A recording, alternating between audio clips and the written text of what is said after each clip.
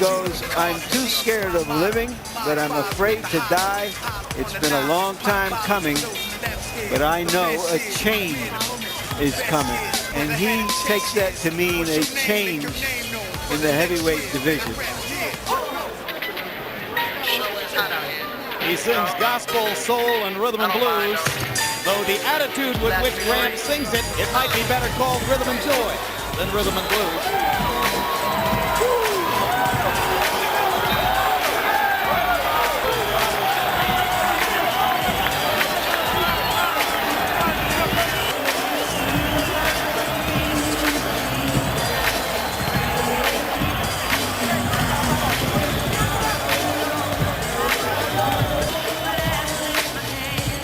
Grant says he never reached his full potential in baseball, basketball, or football.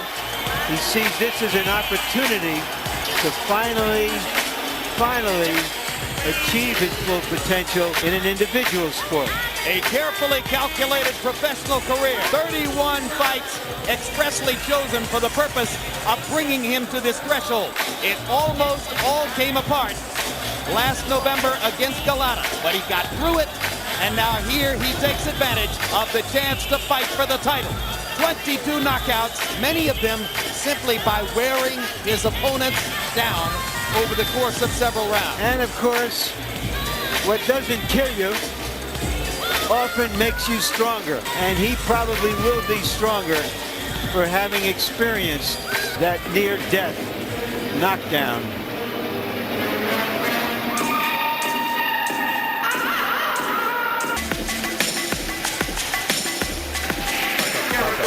Back up, you gotta back up. Back up. No, he's gotta back up. He's gotta back up. Keep moving. The man in the blue jacket is Lennox Lewis's brother, Dennis, urging those in front of them to back up. Throughout his career, Lennox Lewis has projected at moments like this an almost supernatural calm. We used to distrust it. More and more we understand this is simply the man he is. You know, he's taken a long and arduous and very tenacious road to the top of his profession. He hasn't really gotten enough credit for that, how he has stuck with it until he did achieve his dream. And I can tell you what those guys are thinking as they walk up to that ring. Did I go to the restroom enough? Fact of life. Should I have gone once more?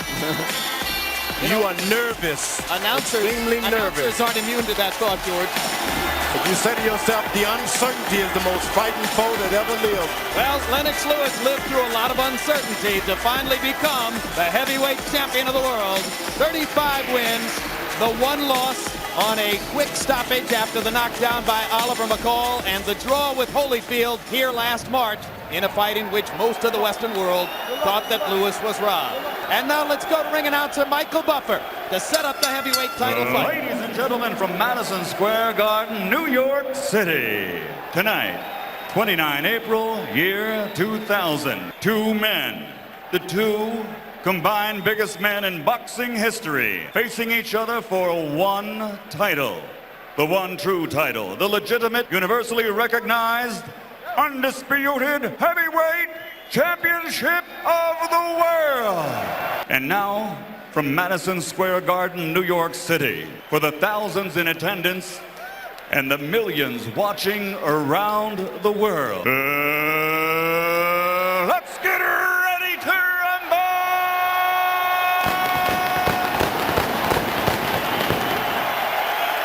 Introducing first, fighting out of the blue corner, wearing white, trimmed with blue. He comes to the ring tonight with a perfect professional record consisting of 31 victories, including 22 knockouts. And he has held the world title belt of the IBC. Here is the top-rated world contender, the undefeated challenger, Michael.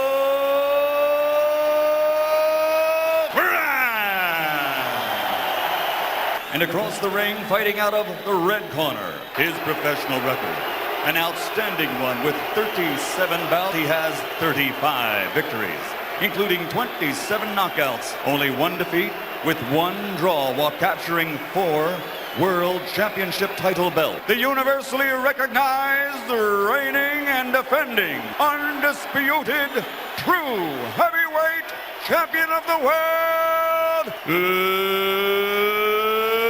Lennox. Just the chief second, my friend, okay? Good evening, gentlemen. You two are big men. Let's have a nice, clean fight. Good luck to the both of you. God bless. You heard Grant say God bless to Liwes. These are two Goliaths. It's Goliath versus Goliath. No slingshots, just big boulders being thrown by both of them. And for what it's worth, although this doesn't seem to interest the public, these are two good men. Early thunder from Grant. Liwes tries to fire back. And he lands a big right hand. Everybody talked about Grant holding his left hand low. He blew it by pounding a right hand through it. Liwes is a good right hand punch out. Grant put in a left hand to the body. He's a better, more effective. Now Liwes is From the mouth of Liwes. I think as a result of... well, you got to have a lot of Vaseline in your mouth when you get in the ring. The first, you need Vaseline. Liwes lands an uppercut and Grant goes down. Thunder. Very high on the head, which is a place that can paralyze a fighter. Second time he'll have to work to survive the last minute of round one. Grant trying to fire back. In the round. 4, 5. No 3 knockdown rule in a heavyweight fight. Pressure shots with this big guy. He has endurance. Grant is wobbling. One punch will finish him. Can he hold on? Liwes has still got to be. Whoa! That should do it. That's it. That should do it. Here it comes. He's going to try. 8. Michael Grant's plan to it.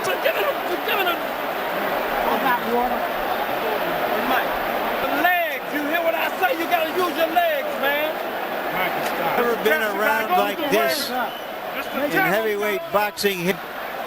This is the first knockdown. The right hand on top. Disoriented Grant and had him weaving, looking to find his balance for the rest of the round. And that right hand, how did he get out of it? Does he have anything left here? Who goes on the attack? Liwes still got to be conservative. He shoots a little bit now. Michael Grant. It's now in a deep hole. Break. Step back. His corner is being big and using his strength. It fortitude he showed in surviving the first round against Galata. But Grant still doesn't have... That is a lot of weight. His legs here for a moment.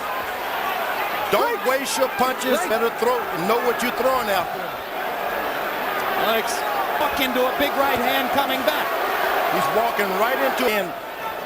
Forget about the first round. Start all over again. There he goes. Grant begins to get his senses back as well. Michael. Break. Stop holding. Not a lot of room in the ring for them not to cover up and start. The uppercut again, and he punches Grant into submission for the moment. With the Liwes missed the uppercut. Big mistake for Liwes not to be a little more aggressive. And for the moment, Liwes looks punched out as he lands for the 4th time. 5, 6. That's it. That's it. That's it. I got you. Just backfired. Big time. Lennox Liwes finally bested Evander Holyfield last November. Was his right turn. You don't give Liwes a chance to throw that punch. Fighting, wasn't it? And what a bravery for Grant. Oh, man. Where did he get the heart?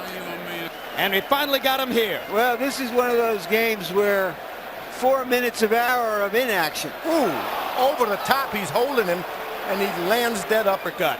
Grant should not have been down there. Ooh. Lennox Liwes is a puncher. There are going to be a lot of fans looking at this, George, and wondering, well, matched.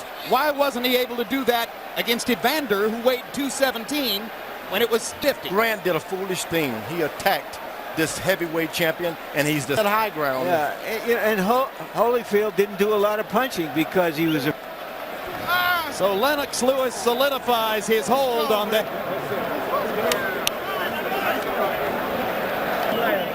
That's a lot of class. That he has no more chance tonight, thinking misguidance. At 2 minutes, 53 seconds, recognized, undisputed, true England, Lennox Lewes. As George Foreman called him, the most American knockout. And this is it. He's the house fighter here tonight.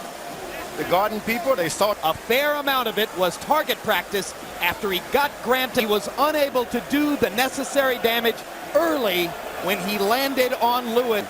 Power punches, Grant 15 out of 34. Lewis, showing of his career. Let's go to Larry Merchant in the ring.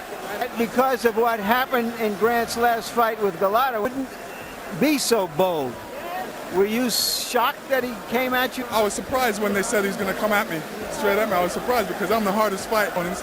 Now he's moved up against A-class opponents, and I was really surprised. Okay, I'm just going to wait and see, look for openings.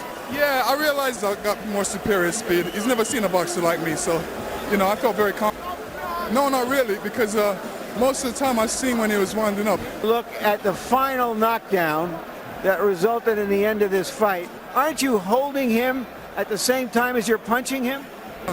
So I just kept his head in one position so I could get a good shot at it. Out in the second round. Well, I realized, if I hit him and he went down, more time it's just going to be harder and harder. You're exciting, dramatic results. And I believe that Michael Grant was a perfect style for me to showcase some of my talent, to conquer. Any guy that steps in front of me get knocked out straight away. Consciously you would let down here, or did you feel this is... just one step to greatness. Thank you very much. You were great tonight. All right, thank you very much. Well, George, you suggested before the fight that it was a bad idea for him to... He's still growing as a fighter. He hasn't taken a lot of punishment tonight. He should have, but I think he's going to get better and better and better. The American Larry Merchant with the American Michael Grant. Okay, thank you very much again, Jim. Jim, I think Larry, I was just too... I wanted to do that for me and for everybody who supported me. And Are you saying that somehow you got caught up in the at all? that I was attacking before, but no, I didn't attack. Things didn't happen. Obviously, he's swinging on wild left hooks because he knew hand hook to catch me around the backside and knock my equilibrium off, and there I was. Second round, what were you feeling? Yeah, I felt good. I was restored and everything. I want to get out there and just try to do what I had to do. All right, let's take a look at the final. That he was holding you, or were you just bending down? Tell us what you see. He threw a jab and I threw a jab. I think I was leaning in too far. He brought a punch under. Lennox leans this until the ref breaks you up, and then you can do what you want pretty much. The ref saying, put up a cup in there, probably hit me on the chin or on the neck. Boxing skills more than you did tonight? I absolutely did that. That was stupidity on my part, but hey, I'm learning. I learned this game, and I got to get...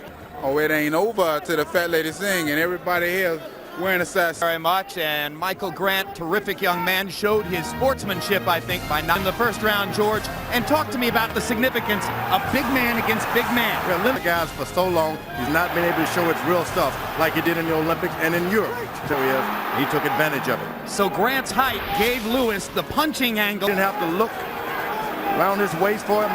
Everything you want, Grant was there for it. Uppercut, ultimately the finishing blow. And need those belts for you, the public, and the rest of us to know. You could have another young fighter who might have a chance to knock the crown off Lewis's head, and the next to a better chance because he's down there, he's low. Lennox got to reach down, and he's going to have a lot better chance than Grant had tonight. Tua is the next and leading contender, no doubt about it. Sensational indeed, Jim. This is what we were hoping for. This is what we got, and I can't help but comment on competing against someone who is taller. It's a little easier versus against someone just being a good heavyweight champion, but a great one. He wanted to do it in impressive fact for Michael Grant to crowd him and come at him, and he paid the price. George Foreman, Nick Charles, and Harold Letterman. This is James. Tonight's broadcast was produced by Rick Bernstein and directed by Mark Payton. Assistant to the producer, Thomas Huffine. The production manager, Mark Hayden. The Bob Hunter. And the technical director, Douglas Getz.